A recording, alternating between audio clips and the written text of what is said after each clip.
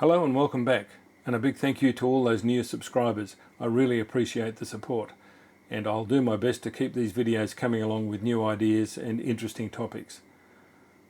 In this video, we're going to take a look at 10 top tips for working with selections and masks in Photoshop. Now, I'm sure you know at least a few of these, but maybe some of you out there are not aware of some of these tips that I'm going to show you.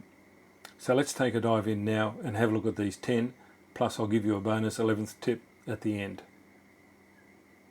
Tip number 1, we're going to start with a fairly obvious one, and that is whenever you're using any of the tools to make a selection, turning the caps lock key on and off will change the cursor from the brush size as it's shown here to just a crosshairs. So if you hit the caps lock key, that's all you're going to see.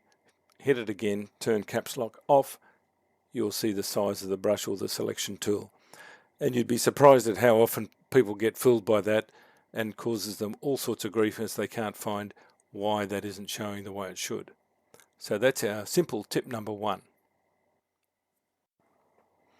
Now, trick number 2 is a little more complicated because it gets us into a situation where we often find ourselves where any of the automatic selection tools just don't work.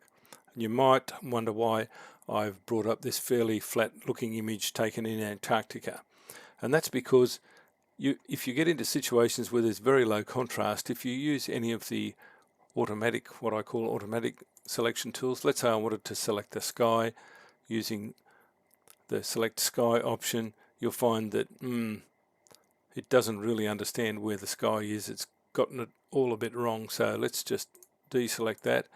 Or we could go with the quick selection tool, and we could try that and see what happens with that. Yeah, no, that doesn't really work either. It's a bit problematic. So yeah, we get into all sorts of bother when there's low contrast. So how do we get around this? Well, this is now tip number 2. When you get into a situation like this, and I've just sort of made a rough selection here trying to find the sky, what we can do is you can go into quick mask mode, which is this little box immediately under your black and white, what should be black and white. I'll just reset that.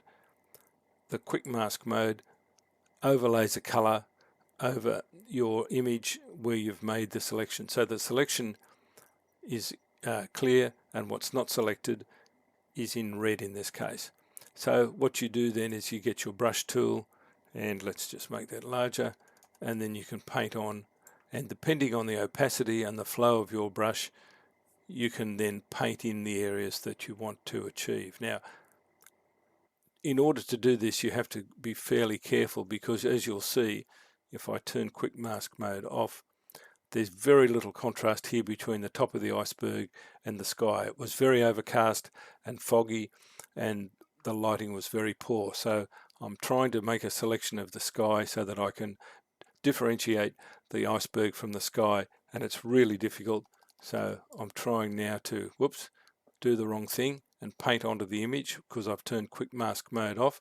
So that's another quick tip, is make sure you can undo that.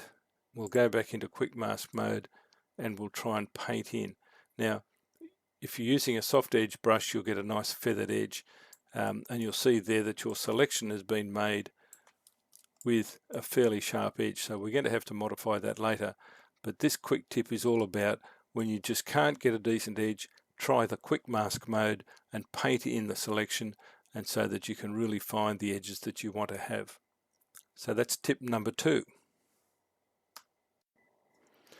Now our tip number 3 is one you'll probably already know about, and that is when you're making a selection with a brush or a selection tool, making the brush larger or smaller, you use the square bracket keys on the keyboard. Now in this case, I want to add to the mask, so I'm going to make it larger or smaller. Now, a common trick that some people don't know about is the larger the brush size, the larger the range that the sampling tool is going to pick up. So if you're trying to make a very precise selection, and in this case I want to take some of that iceberg back out of that sky selection, so let's make it a minus brush, and we make the brush as small as possible. Now, if you look up in the top toolbar here, you'll see it's down to about a size of 5 pixels, and then I can try painting it in very carefully, and you'll see now, even though the sky selection tool couldn't pick up this difference. By using a very, very small brush and just being very careful where you draw the line, you will find that often you'll be able to pick up those edges. So tip number 3 is use the square bracket keys to make the brush larger or smaller, but more importantly, the size of the brush determines the area being sampled. So that's our tip number 3. Now tip number 4 is something we've covered partially in a previous video, but there are a couple of options that we have available to us, so let's just run through those again. Here's a typical scene. I have a rather bright sky that I would like to darken down and a rather interesting mangrove tree in the foreground.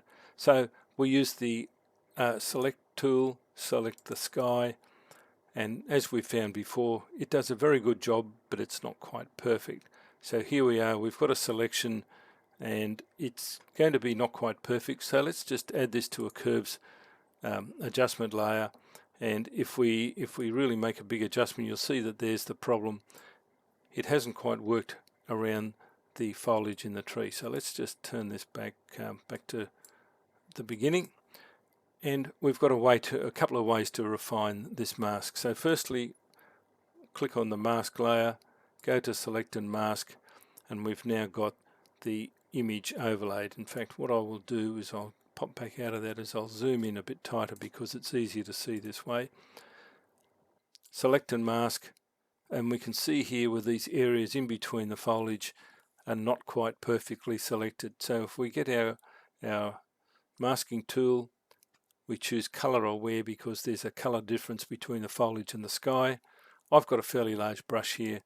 Let's just try painting over and see what happens, and you'll see that yes, the selection tools are picking up the differences there between the sky and the foliage that weren't quite selected by the automatic sky selection. And by painting around this, and if you're a little bit careful, I'm only doing this very quickly, you can improve that selection a great deal. And let's just, to move that image around in the preview, I've just held down the space bar and then moved it up with my mouse cursor. So quickly going around it, I'm only doing this very roughly for demonstration purposes. We've improved that mask out of sight. We've come back onto the mask. So let's make that adjustment again and see what the effect is on the sky. Much, much better. So okay, that's one way to do it. Let's try doing it another way. I'll turn that layer off, go back to our base layer, select sky. So we're doing the same basic selection again, and there's another way that we can do that if you don't feel like being tedious and painting over all that mask. So again, we'll put on another curves layer, and we've got the mask. This is curves number 2 now. In this case, we're going to hold down the Alt key, click on the mask to overlay it over the image, and we can see here's the problem where the selection isn't perfect. Now, the other way to get around that problem, rather than using the select and mask and painting it in, is we can go to Image, Adjustments, and in this case I'll use Levels because it's a fairly simple way to visualize what's happening. And you'll see here we've got a large area of white, which is the sky being selected, large area of black, which is the tree, and then we've got a midpoint. So if we move that midpoint around a little bit, that's going to shift the whole thing. What I really want to do is I want to push some of those grey tones, which are these partially selected areas, into white. And if I move that up that way, keep the contrast level up, and I move the midpoint around, we sort of get a similar effect to what we did with the select and mask. So this again, I'm only doing this fairly roughly. You might want to take a little more time over it. So let's Alt click on that again to remove the mask overlay, and let's try and see what happens with the curves if I really darken down the sky. It works pretty well. I've obviously still missed a few areas, but there's a couple of ways you can modify an area where the sky selection in particular hasn't done a perfect job, and there's a couple of quick and easy ways to refine that. So that's tip number 4. Tip number 5. Now here I've got a photograph of some wandering albatross on an island in the Southern Ocean just off South Georgia, and we were fortunate enough to be able to photograph these some years ago. Now, I've made a number of adjustments to this image. I've applied sharpening, I've applied some mid-tone contrast. We're not going to discuss that tonight, but what we are going to do is look at the mask that I've made.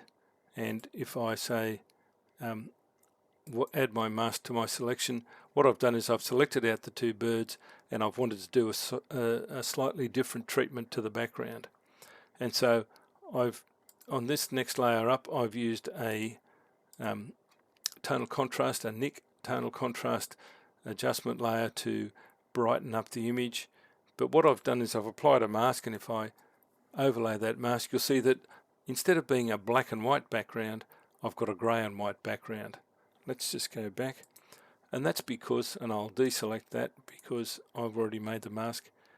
What we can do is, where we don't want to completely eliminate the treatment from the background, we can adjust the opacity or the density of the blacks in our mask. And if I overlay that again, you'll see here up in your properties panel you have a density slider. This is currently at about 82%. If I take it all the way up, we get the black and white option that we normally are used to seeing. And if I take it all the way down, we get a fully white mask. So somewhere about there, let's just have a look at how that affects the image. So here's my image. I've applied this effect just to the birds, just to give them a little bit of a boost in colour. I didn't really want to brighten the colour of the background. But what happens then, if I remove the density of the mask, you'll see that it brightens up the whole of the image, and I didn't want that. So by changing the density, if I go all the way to 100%, so my background is black, there's been no effect of this filter applied. It's just like the layer below, and then I can just adjust that density so that I can bring in some of that brightening effect of that filter. So that's our tip number 5, to adjust the density of a selection or a mask so that some of the effect is applied to the areas that are not selected. And it also helps us, obviously, if we want to feather those areas, and this is another bonus point. If I start to apply some feathering there, I can soften the edges of the transition. In this case, I don't think it was really a problem, but we can use that density slider to control the effect of any filters or any adjustments we make to the background. So that's our tip number 5. Tip number 6, we covered this briefly in a previous video, but it's worthwhile just going through that again also because it's such a useful technique. And this is how you can apply 2 masks simultaneously to the one adjustment. Now here I'm back at our mangrove tree where I made that selection, and I did a pretty awful adjustment. Let's just refine that a bit and say, all right, we just wanted to darken down the sky a little bit and give us a bit more drama. Here it is, turned off and turned on. But of course we don't want the effect to be just across the whole sky. What we want to do is transition it a little bit.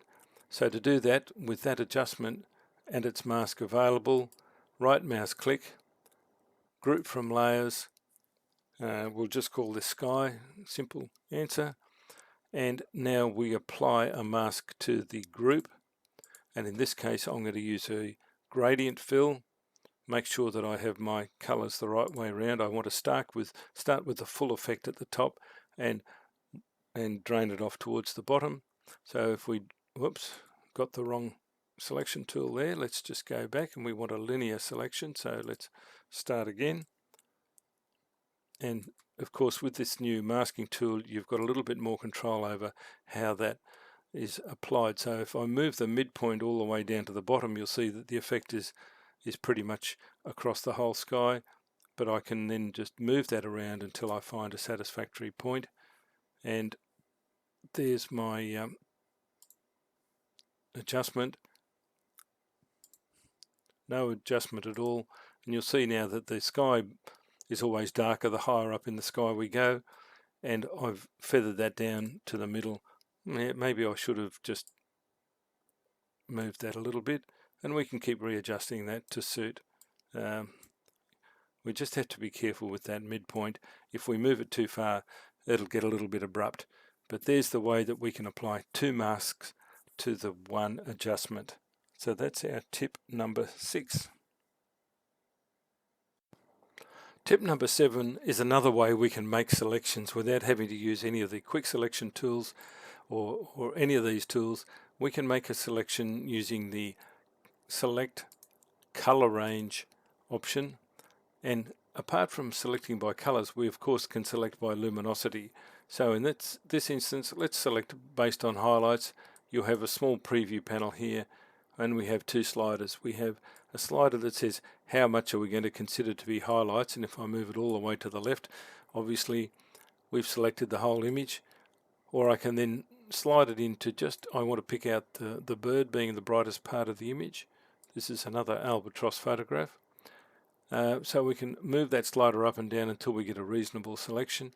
And then we also have a fuzziness slider, which determines how much either side of my selection is going to be included. So again, if I move that fuzziness all the way up, I'm selecting a lot of the background. I don't want to do that, so I would just keep that down to a very small amount.